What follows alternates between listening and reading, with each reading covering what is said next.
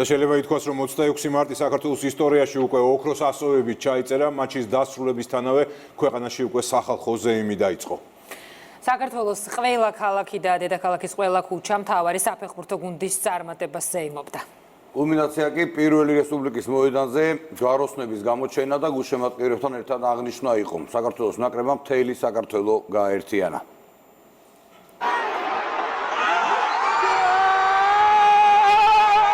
ასე თავგანწირვით გულშემატკივრობდა ტრიბუნა და თავგანწირვით იბრძოდა საქართველოს ნაკრები 120 წუთი. დინამო არენაზე თავდაუზოგავი ქომაგობის ისტორია დაიწერა. ბერძნებმა მართლაც ვერ გამოიცნეს ქართველი გულშემატკივრის და ფეხბურთელების ძალა, რომლითაც თამაშის არ მოგება მოედანზე არც ერთი წამით არ დაუშვიათ არც სპორტსმენებს, არც ტრიბუნებზე 54,000-მდე ქომაგს და არც ტელეეკრანებთან დანარჩენ საქართველოს. ასე საქართველოს ნაკრებმა ისტორია დაწერა და ევროპის ჩემპიონატზე პირველად საგზური მარტო კი არ მოიგო, მთელი შეგრძნებით ბრძოლით და თავდადებით პირდაპირ მოიპოვა და დინამოზე ეს დიდებული წამები დაიწყო.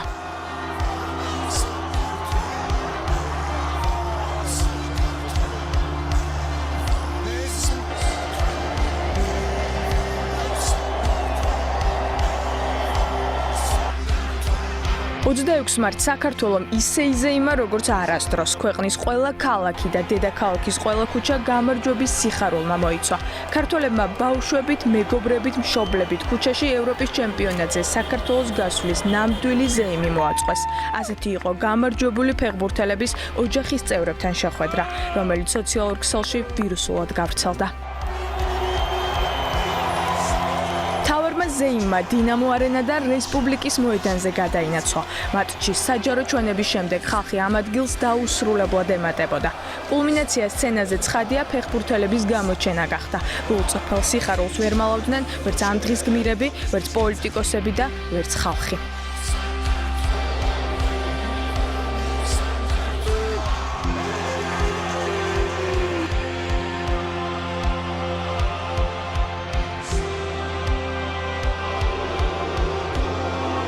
პრემიერ-მინისტრის და პარლამენტის თავმჯდომარის გადაწყვეტილებით საქართველოს ნაკრებს ღირსების ორდენები გადაეცემათ. ირაკლი კობახიძის ამ მოულოდნელ განცხადებას ქომაგები ემოციებით შეხვდნენ.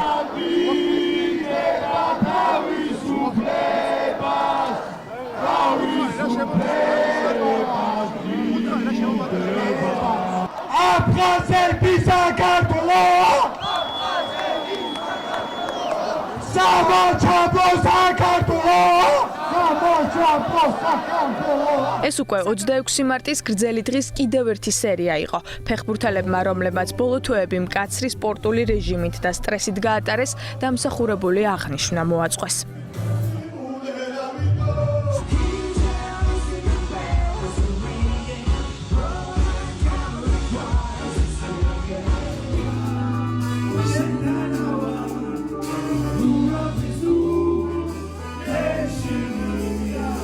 ისტორიული თამაში და საქართველოს ნაკრების გამარჯვება იყო დღეს მთავარი თემა. პრემიერ-მინისტრმა ფეხბურთელებისადმი მადლობით გახსნა მთავრობის ხდომა.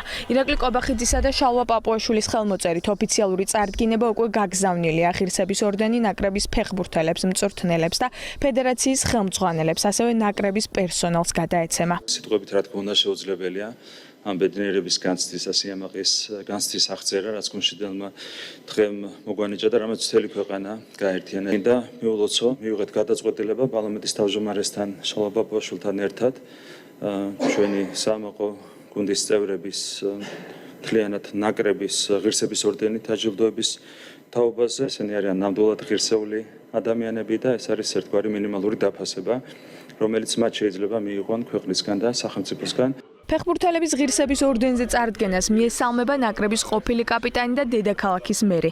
კახაკალაძე ემოციებს ვერ მალავდა დღესაც მთავრობის ხდომაზე. ტრადიციული მიმართვისას მან რომ მხოლოდ ფეხბურთზე საუბარს დაუთმო.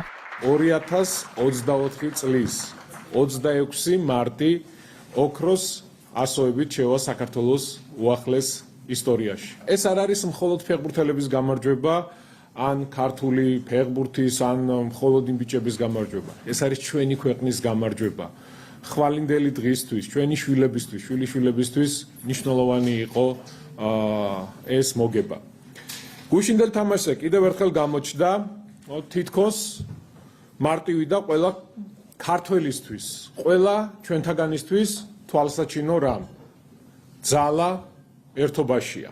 მადლობა და მხარდაჭერა იყო მთავარი თემა საკანონმდებლო ორგანოში. მილოცვებს უერთდება პარლამენტის თავმჯდომარე და უმრავლესობის ლიდერი. დეპუტატები საქართველოს ევროპის ჩემპიონატის საგზურს ულოცავენ და ამბობენ, რომ საქართველოს გამარჯვებათა ისტორია დაწყებულია და ეს ისტორია გაგრძელდება. არსებობს წუთები, რომელთა დროსაც სუნთქვა ჩერდება და ისმის მხოლოდ გულისცემა და ჩუმი ხმაური, რომ ამ წუთის სიდიადე უფრო მეტად შეიგრძნოს. 26 მარტს დინამო არენაზე დადგა მომენტი, როცა საქართველოს გულმა სუნთქვა შეიკრა რაღაც აღმატებულის, სანუკვარის და დიდებულის მოლოდინში და მოხდა ის, რაც ვიცოდით, რომ აუცილებლად მოხდებოდა. ახდა თაობების ოცნება, ასრულდა მიზანი, ჩვენ მოვიგეთ, ჩვენ გავიმარჯვეთ.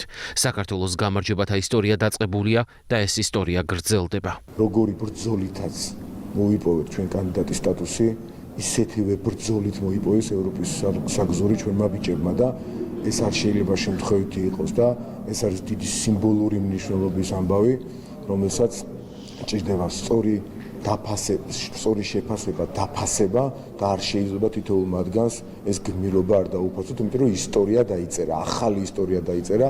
მრავალი წლის შემდეგ ეს იყო ისეთი სიხარული, რომელმაც მოიცვა მთელი ერი.